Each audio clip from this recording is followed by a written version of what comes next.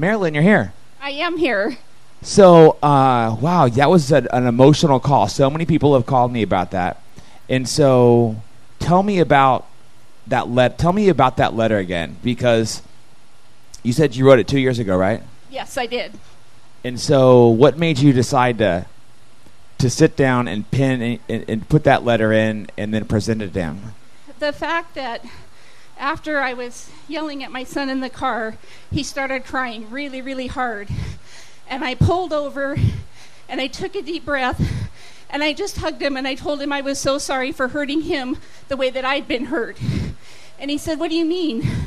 And so I proceeded to tell him some of the stuff I went through as a child, and together we cried.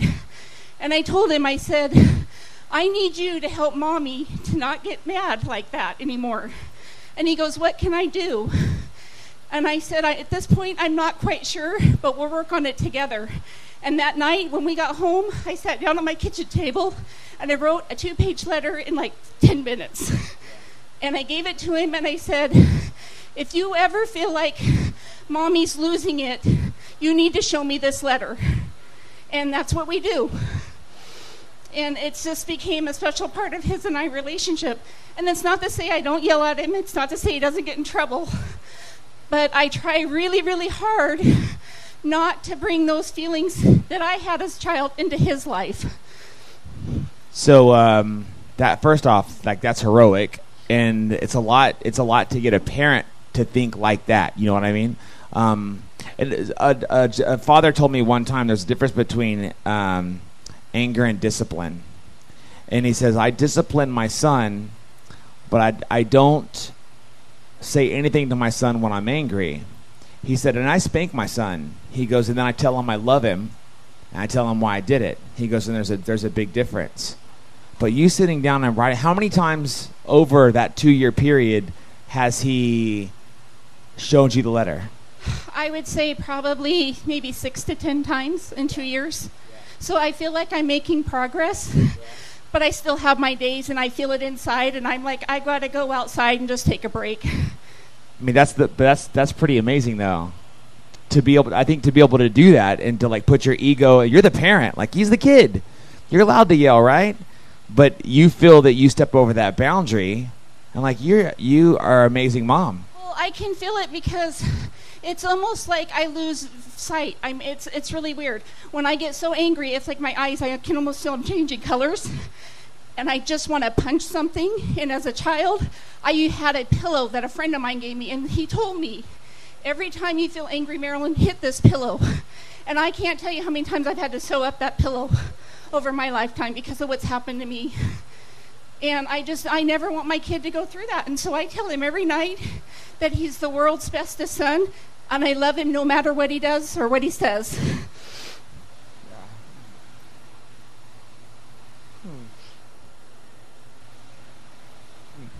You know, it's really hard to tell everybody exactly what I went through, but I can tell you that my husband and I tried for 8 years to conceive a child. And I had one pregnancy. I was 11 and a half weeks along when I lost that baby. And that was one of the hardest things I ever had to go through because it brought up so much emotional problems that I had as a kid. And I hated everybody around me. And I told my mom one day, I said, "You know, this is your fault. You're the reason why I can't have a kid." And she didn't get it. She didn't understand what I meant. So I had to literally sit down and tell her, and she denied it all. And I lost it. I was like, you know what? I don't care if I talk to you again. And I didn't talk to her for about 4 months because it hurt so bad. But when we went through our adoption process, I knew in my heart that everything happens for a reason. And even though at that time I lost my faith, I knew deep down that there was a reason why God was putting me through what I was going through. And the reason is because of the son I've got. He was born 9.5 weeks early. He spent 5 weeks in the NICU, and I was there 16 hours a day with that baby. And the doctors told me when he came home at 5 weeks, they said, "You know, we're not just sending him home because of the care we gave him. We're sending him home because of the care you gave him." As a mom and a dad, we've never seen so much dedication. It was amazing. And I met some very important people in that NICU, and to this day I'm still friends with a lot of them. It's hard. It's hard to be a parent. You're not always doing the right thing. You're not always saying the right thing. But you got to try. You got to try your hardest to keep focus of what's important to you and what you want for that child's life. Wow, amen. I don't think I've ever heard anybody say something like that and as good as that. You're an amazing mom, and I can't wait to meet your son. You must have just the best son.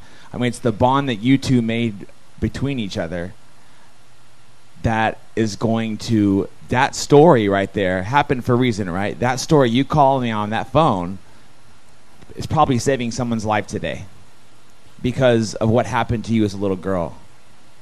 I'm really proud of you.